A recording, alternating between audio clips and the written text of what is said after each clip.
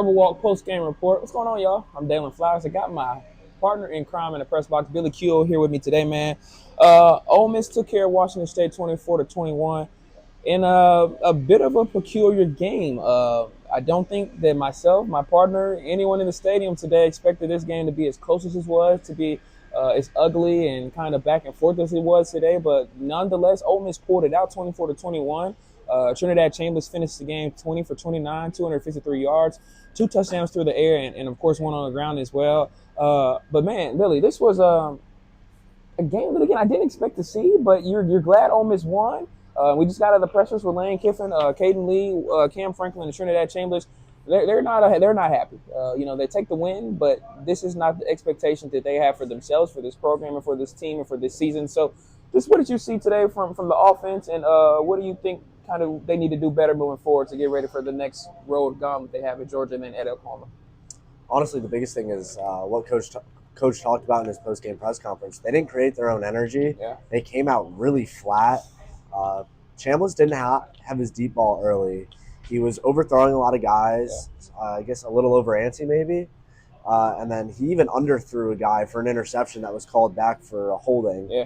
So he didn't look as sharp as he has been. And, you do have to expect that, though. He's not going to be pitcher perfect every single game. Like, he's going to have to face adversity at some point. It just happened that today was that day. Yeah, and that's a huge point you make, man, because Trinidad talked about that. He just, in the pressure today, just talking about how you kind of want every game to go as smooth as possible, but, in reality, that's not how football works. And I think, honestly, this was good for Ole Miss. Coming off that bye week, defeating LSU and being 5-0, expectations were a little bit, neutral this year, I think, compared to last year. But the fact that this team was 5-0 going into the bye week, it was easy for these players to get complacent and be on top of the world. And I think they needed a punch in their face today. I think they needed a little bit of a reminder that, hey, you can be beaten on any weekend. Now, I know they did scratch out this win, but Ole Miss had opportunities to lose this game. Like you talked about earlier with me, Washington State could have won this game. They beat themselves up in a few opportunities with some penalties, and I think Washington State played a heck of a game, a great X's and O call today, and that's something I mentioned throughout the week. I didn't expect the score to be what it was, but I did expect a little bit of a back and forth early on, and then Ole Miss would gauge away in the second half. That didn't happen, but I thought Washington State played an outstanding game, and I think that moving forward, that's something that the Ole Miss defense is going to have to kind of recollect in terms of how do you stack better against the X's and O's, even against teams that may not athletically be compared to you, but can really do a great play call. Billy, your thoughts about Kejuan Lacey today? Another great game from him, and he really, in a way, provided a spark that Ole Miss kind of needed to win this game. And as well, I think it's so big to talk about these close games they're winning this year. For me personally, I think a big key for them losing a lot of these close games last year, they didn't have a run game. They've got Kejuan Lacey out there now. He seems to be continuing to get better every week. What are your thoughts about him and what he did today on this field?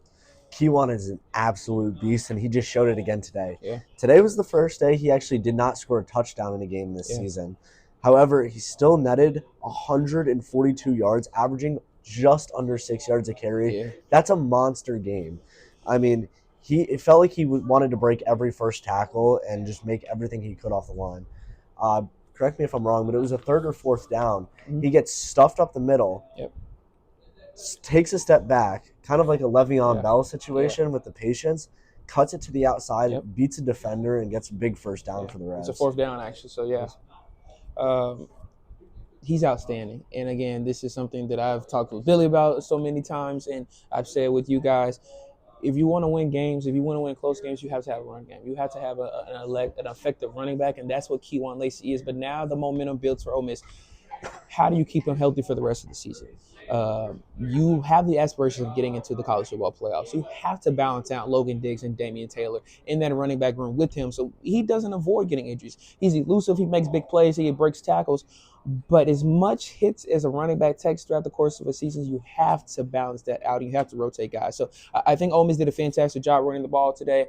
I have a point on that. Go ahead. Yeah, so kind of going off that with the injuries is like Kejuan Lacey is an aggressive runner, but he's not a big guy, so that does concern you a little bit about how many hits he takes. He had 24 carries today, which isn't completely unusual, but again, like over the course of a year, it's gonna start to run you down a little bit. You have to rotate your other guys in there, and I mean, you have talented backs such as Logan Diggs and Damian Taylor. And even Shakai Mills Knight is not a bad option if the other two can't go. Great point, man. And before we kind of wrap up the offense, shout out to Daquan Wright, man. Another big game. Huge. I know numbers, standing out: 4 catches, 80 yards, 100, and a touchdown. He's going to make plays on Sundays for a team very soon, and he is really a big quality for this offense. When you have a guy like that in the middle of the field, that can make catches in the middle field, block on the line of scrimmage, and as well get downfield and make big catches, and is a big guy that can break off defenders. That guy's going to help you win games as he did today. He's done this season. Trinidad Chambers and Daquan Wright have a great relationship on the field, and they continue to move this Ole Miss offense. And jumping into the defense really quickly, some miscues again today in terms of the secondary, especially early on. That Ricky Fletcher touchdown early, bad communication, stopping the run game was a little bit ineffective early on, but I think the Ole Miss defense got it going together, and stopping a more mobile quarterback again.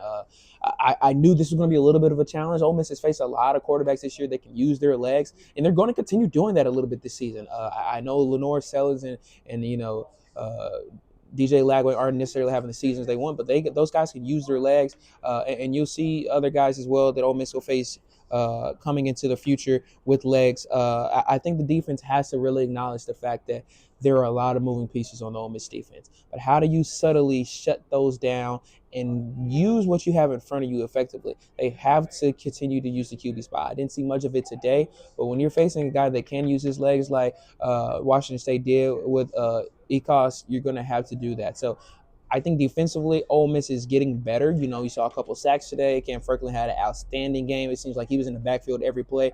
But you have to hunker down and control the things in front of you, the Ole Miss defense. And so, Billy, if you're Pete Golden, what is your message to your team after this game? And how do you now keep a short-term memory, forget about it, and then move on to the Georgia Bulldogs next weekend? You have to know you're facing a much more talented team next week that has that coaching staff. Kirby Smart and his staff are phenomenal. I mean, how many national championships have they won recently? Yeah. Or at least appeared in? Yeah. A lot. They're a true contender year in, year out. This is a week you really have to bear down in the room, and you have to make sure everyone's on the same page. You cannot have those miscommunications you had today. Yeah. And I think that the accountability that I saw from Whitehead Williams after the LSU game is really key for this Ole Miss defense. I think that after games like this, they acknowledge that they have to take accountability and not point the fingers at one another and just get better. Simply as that. Watch the film, get better, learn what you can do better, and grow every single day throughout the next week leading up to Georgia. It's going to be a tough task in Athens next week. My guy, Zach Moretz, will be out there covering for us, and it's going to be a tough task, but this Ole Miss team has the players to do it. They have the schemes to do it, but it's all going to be laid out on the field next Saturday if they can. So I think, again, this game was much needed for Ole Miss in a way that, although it sucked to see how it ended, it sucked to see how it went, not ended, excuse me. You need games like this to conquer and then help you remember where you actually are in terms of where you need to get better for games like Georgia and Oklahoma coming up. So appreciate you guys tuning in, man. I'm Dalen Flowers. I got my man Billy. Go ahead, man. I actually got one more point. I'm sorry to cut you off. No, you're good, buddy. I'm looking at the stats here. I don't think Ole Miss wins this game without some field position help from Oscar Bird. I'm looking at the stats right here. Great point. Three punts, 125 yards, 41 yards total. 2 of them landing or being downed inside the 20-yard line. That's a big help to your defense right there, and that's something that gets overlooked a lot. But Lane Kiffin loves to talk about all 3 phases of the game, and this is a huge one right there. Great point, man. And I'm glad you said that because that's something that I really didn't acknowledge, and so that's why I got my main man Billy here today. He's a little bit smarter than me, y'all. But one of the final step that I also want to mention, because you bring that up, is Ole Miss offensive line struggled today, and have not struggled since before the Arkansas game. They've been doing really well over the last 3 games, but some miscues happened today, a few holding calls. Those are things you obviously want to clean up. That was something I mentioned before this game to get into. How do you win this game successfully? Remove the penalties. They didn't do that much today, but you have to take care of Trinidad Chambers. You saw him on the ground a lot more than you have over the last couple of games. You got to do that next weekend in Georgia. You really have to if you want to have any chance at this game. I know he started off early, rocky Trinidad Chambers, few underthrows, few overthrows, but then that momentum is kind of hard to get built back up when you're on the floor as much. So Ole Miss, again, takes care of Washington State 24-21, final from Vaught Hemingway Stadium. It was a fun one. It's what college football is all about. And we'll see you next weekend in Athens. So appreciate you guys tuning in. I'm Dalen Flowers. Billy Keel here with my man. Peace out, y'all. See you next time.